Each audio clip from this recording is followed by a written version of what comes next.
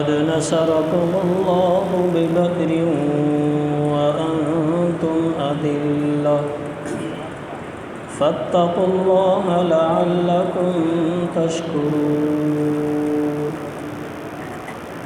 إذ تقول للمؤمنين ألن يكفيكم أن يمدكم ربكم ب3,000 من الملائكة منزلين بلى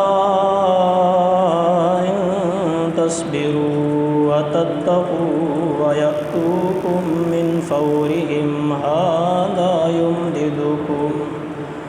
يمددكم ربكم ب5,000 من الملائكة مسومين وما جعله الله إلا بشرى لكم ولتطمئن قلوبكم به وما النصر إلا من عند الله العزيز الحكيم ليقطع طرفا من الذين كفروا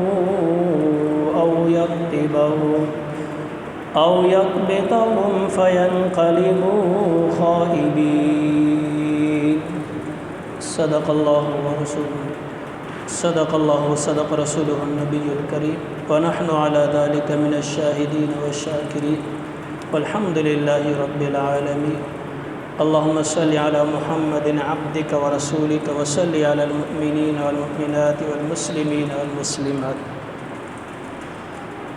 میں نے آپ حضرات کے سامنے سورہ آل عمران کی آیت نمبر 123 سے 127 تک کی تلاوت کی ہے.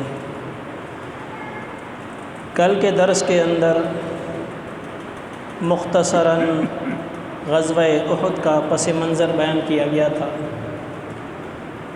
اب درمیان میں پھر اللہ تعالیٰ غزوہ تبوک کو غزوہ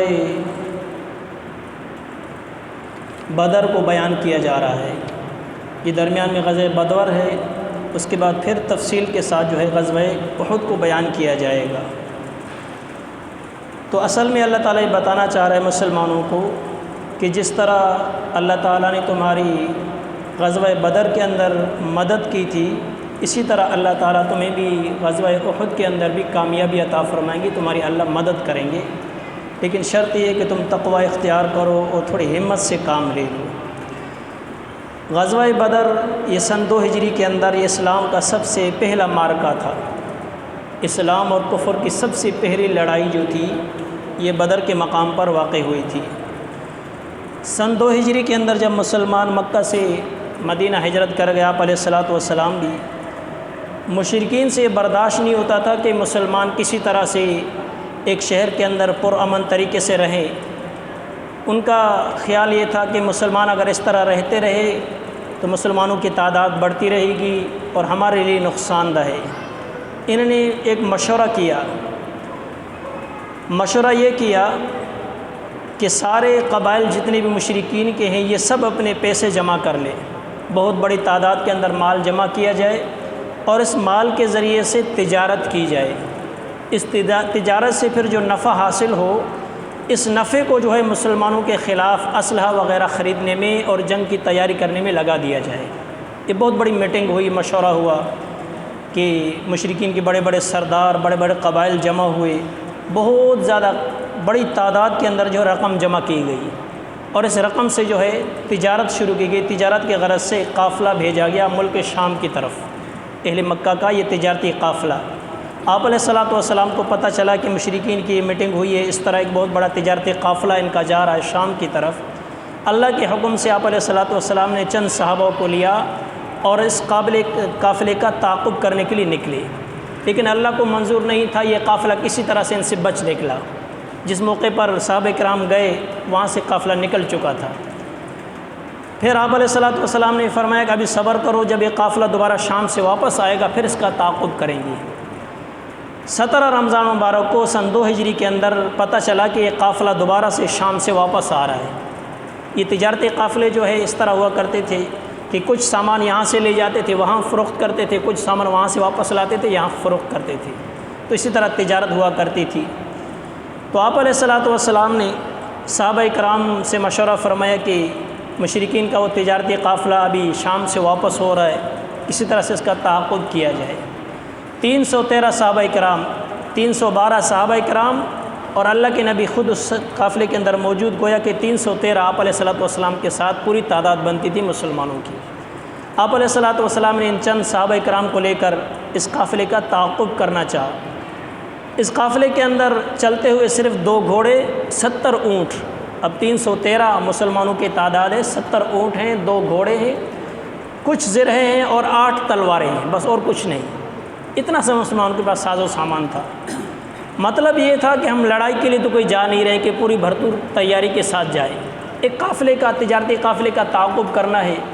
قافلے کو سنبھالنے والے مشکل سے 20-25 لوگ ہوں گے اور ان کا بہت بڑا مال ہے، سرمایہ ہے، اونٹ ہیں۔ جب ہم ایک دم سے مسلمان 313 کی تعداد کے ان پر حملہ آور ہو جائیں گے تو اپنے آپ کو بچانے میں، قافلے کو بچانے میں لگ جائیں گے، وہ ہم سے لڑیں گے نہیں۔ مسلمانوں کا یہ خیال تھا۔ اس خیال سے مسلمان نکل پڑے اور مدینہ منورہ سے تقریباً 80 کلومیٹر دور یہ بدر کا مقام ہے۔ بدر ایک کنویں کا نام تھا، ایک جگہ کا نام تھا۔ وہاں پر مسلمان پہلے سے جا کر مسلمانوں نے پڑاؤ ڈال دیا اس کے تعاقب کے لیے۔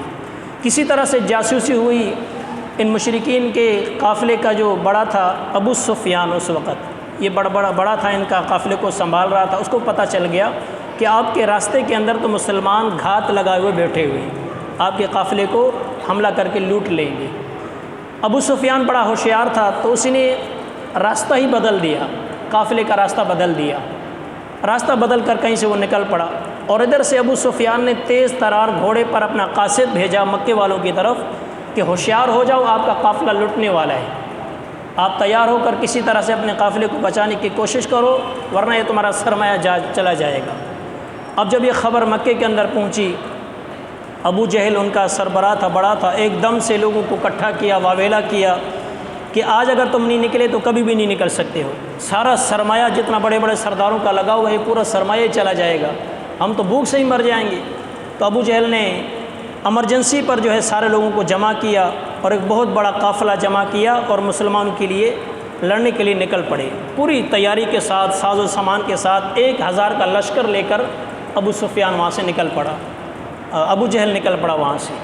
ان کے ساتھ گھوڑے بھی تھے، اونٹ بھی تھے، تلوار بھی تھی اور اسی طرح پورا ساز و سامان، کچھ عورتیں بھی تھیں ان کے ساتھ کہ یہ عورتیں چلیں گی ہمارے ساتھ، اگر جنگ کے میدان کے اندر کچھ بزدلی دکھائیں گے یہ مشرکین تو پیچھے سے اشعار پڑھ کر ان کو شرم دلائیں گی تاکہ یہ میدان کے اندر ڈٹ کر لڑیں، بھاگیں نہیں۔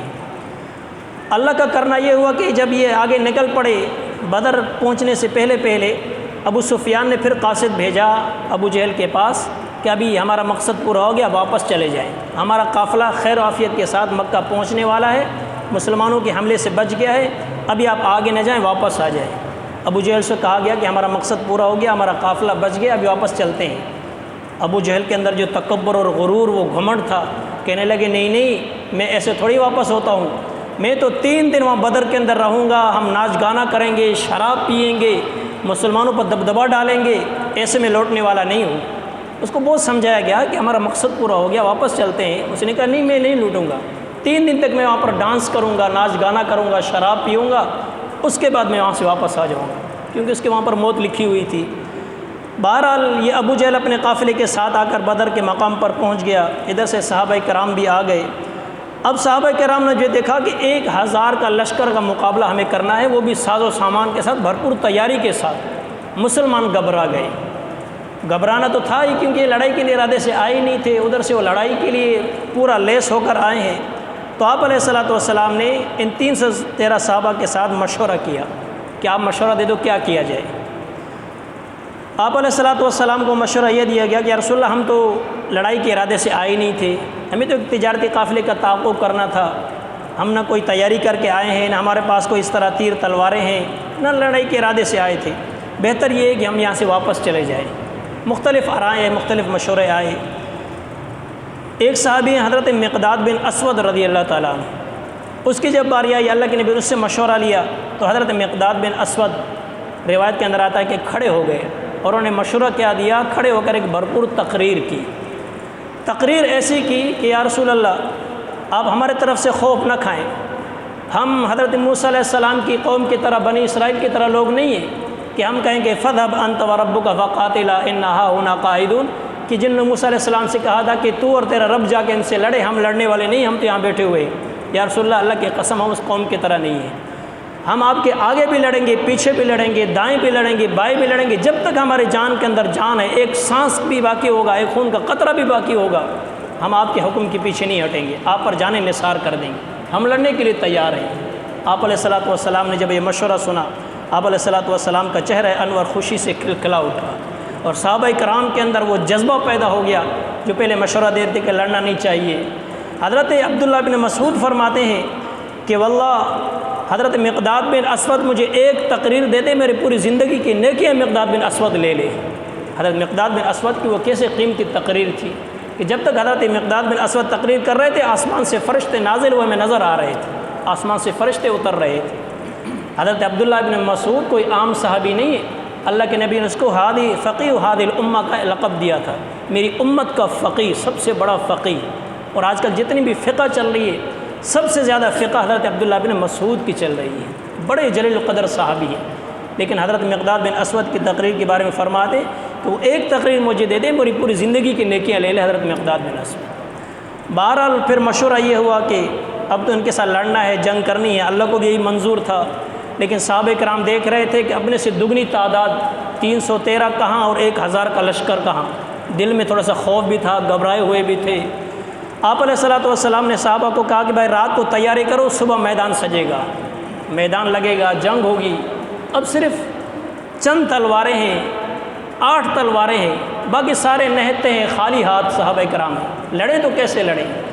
بہرحال اللہ کے نبی کا حکم تھا کہ صبح میدان سجے گا، لڑائی ہوگی۔ آپ علیہ الصلوۃ والسلام فرمایا کہ رات کو تیاری کرو۔ اب مسلمانوں کی تیاری کیا تھی کہ ہر شخص اللہ سے گڑ گڑائے، روئے دھوئے، اللہ سے مدد طلب کرے۔ آپ علیہ الصلوۃ والسلام کے لیے خیمہ لگایا گیا۔ بدر کے اندر جہاں پر اللہ کے نبی کا خیمہ لگایا گیا تھا، وہاں پر آج کل ایک مسجد ہے، مسجد عریش کے نام سے، آج بھی موجود ہے وہاں پر مسجد عریش، اللہ کے نبی کا وہاں خیمہ لگایا گیا تھا۔ آپ علیہ الصلوۃ والسلام اپنے خیمے کے اندر پوری رات رو دھو کر گزاری، اللہ کے نبی نے سجدے کے اندر رو رہے ہیں، اللہ سے مانگ رہے ہیں۔ حضرت ابوبکر صدیق اللہ کے نبی کے خیمے کے پاس کھڑے ہو کر پہرا دے رہے ہیں۔ ابوبکر صدیق فرماتے ہیں کہ اللہ کے نبی کا رونا مجھ سے برداشت نہیں ہو رہا تھا۔ آپ علیہ الصلوۃ والسلام سجدے کے اندر ایسے گڑ گڑا رہے تھے کہ اوپر سے بارش بھی ہو گئی، بارش کی وجہ سے سردی کا موسم تھا، اللہ کے نبی کے اوپر جو چادر تھی وہ بار بار گر جاتی تھی رونے کی وجہ سے۔ فرماتے کہ میں بار بار اللہ کے نبی کی چادر کو درست کرتا، لیکن اللہ کے نبی ہمیشہ روئے جا رہے تھے۔ پھر مجھ سے رہا نہ گیا، میں نے اللہ کے نبی کو جا کر تسلی دی، یا رسول اللہ آپ بس کر دے، آپ کا رونا مجھ سے برداشت نہیں ہو رہا ہے، واللہ اللہ تعالیٰ ضرور آپ کی مدد کریں گے۔ آپ علیہ الصلوۃ والسلام روتے جا رہے ہیں اور اللہ کو یہ کہہ رہے ہیں کہ یا اللہ یہ مٹھی بھر مسلمان، یہ تھوڑے سے گنے چنے مسلمان ہیں، اگر آج یہ ختم ہو گئے تو قیامت تک روئے زمین پر تیرا نام لینے والا کوئی نہیں رہے، یا اللہ تو ان کی مدد فرما، تو ان کی نصرت فرما۔ تو اللہ تعالیٰ نے آپ علیہ الصلوۃ والسلام کو تسلی دینے کے لیے فرمایا کہ آپ فکر نہ کریں، اگر کفار کی تعداد ان سے دگنا ہے تو ہم 1000 فرشتے آپ کی مدد کے لیے اتاریں گے آسمان سے۔ وہ 1000 ہیں تو فرشتے 1000 آئیں گے۔ اگر پھر بھی تمہارے دل کو تسلی نہیں ہوتی ہے تو ہم اس سے دگنا اتاریں گے، ہم 3000 فرشتے اتاریں گے۔ اور پھر بھی اگر کفار تم سے زیادہ پڑ گئے، یکدم سے انہوں نے حملہ کر دیا، تو ہم 5000 فرشتے اتاریں گے۔ اللہ تعالیٰ نے یہ تسلی دی مسلمانوں کو کہ آپ فکر نہ کریں، تعداد کے اعتبار سے گھبرائیں نہیں کہ ہم جو کفار سے کم ہے تعداد کے اندر تو ہم ان سے ہار جائیں گے۔ فرمایا کہ ہارنا جیتنا مدد اللہ کی طرف سے جب آتی ہے، مدد تو اللہ کی آئے گی اور فتح آپ کی ہی ہوگی، آپ گھبرائیں نہیں، پریشان نہ ہوں۔ آپ کی تسلی کے لیے اللہ تعالیٰ آسمان سے پہلے فرمایا 1000، پھر فرمایا 3000، پھر فرمایا 5000 فرشتے اللہ تعالیٰ اتارے گا آپ کی مدد کے لیے۔ لیکن یہاں پر اس کے ساتھ ساتھ یہ بھی فرمایا کہ یہ فرشتے تمہارے دل کو مطمئن کرنے کے لیے آئیں گے، تسلی دینے کے لیے آئیں گے، اس لیے کہ اشکال سے پیدا ہو سکتا ہے کہ 5000 اگر فرشتے بھی آ جائیں تو پھر بھی کفار ان سے بچ کے نکل جائیں، یہ کیسے ہو سکتا ہے؟ فرشتے کے اندر تو اللہ نے بڑی طاقت رکھی ہے۔ حضرت لوط علیہ السلام کی بہت بڑی قوم تھی، اس کو تباہ و برباد کرنے کے لیے اللہ تعالیٰ نے صرف جبرائیل علیہ السلام کو بھیجا۔ جبرائیل علیہ السلام نے اپنا ایک پر مارا اور پوری کی پوری بستی الٹ دی۔ فرشتے کے اندر کتنی طاقت ہوتی ہے۔ ابھی رضی اللہ تعالیٰ فرماتے ہیں 1000، پھر 3000، پھر 5000 فرشتے نازل کریں گے، اور اتنے فرشتے نازل ہوئے بھی، اور اس کے باوجود کفار میں سے صرف 70 مارے گئے، 70 گرفتار ہوئے، باقی سب بچنے کے لیے بھاگ پڑے۔ تو فرشتوں سے کیسے بچ گئے یہ اتنے سارے لوگ؟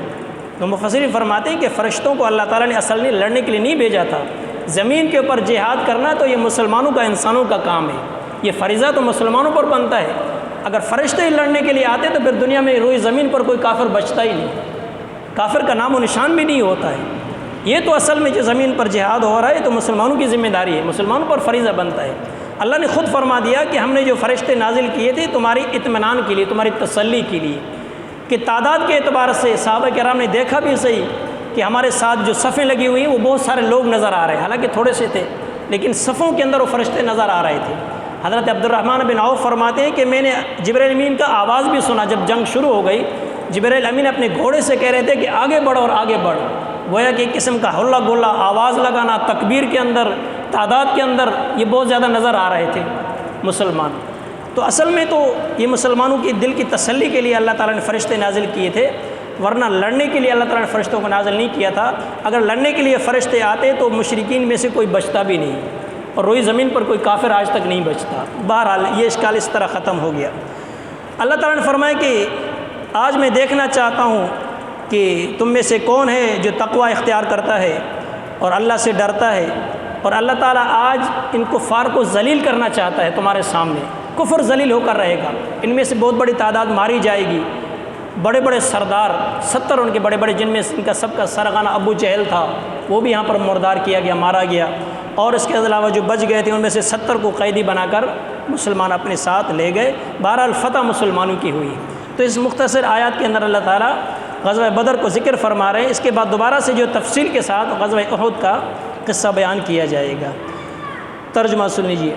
وَلَقَدْ نَصَرَكُمُ اللَّهُ بِبَدْرٍ وَأَنْتُمْ أَذِلَّةٌ، اور فتح دے چکا تم کو اللہ بدر میں اور تم کمزور تھے، تمہارے پاس کچھ تھا بھی نہیں، تعداد میں بھی کمزور تھے، اللہ نے پھر بھی تم کو فتح دی۔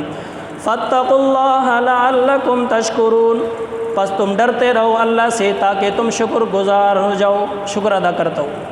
اِذْ تَقُولُ لِلْمُؤْمِنِينَ أَلَنْ يَكْفِيَكُمْ أَنْ يُمِدَّكُمْ رَبُّكُمْ بِثَلَاثَةِ آلَافٍ مِّنَ الْمَلَائِكَةِ مُنزَلِينَ، جب کہ آپ کہہ رہے تھے مسلمانوں سے کیا کافی نہیں ہوگا تمہارے لیے کہ تمہاری مدد کے لیے تمہارا رب 3000 فرشتوں کو نازل کرے، اور جو نازل کیے گئے، بلا ان تصبروا وتتقوا ويأتوكم من فورهم هذا، ہاں کیوں نہیں اگر تم صبر کرو اور بچتے رہو اور دشمن تم پر حملہ کر دیں یک بارگی میں، اپنے جوش میں تو مدد کرے گا تمہاری۔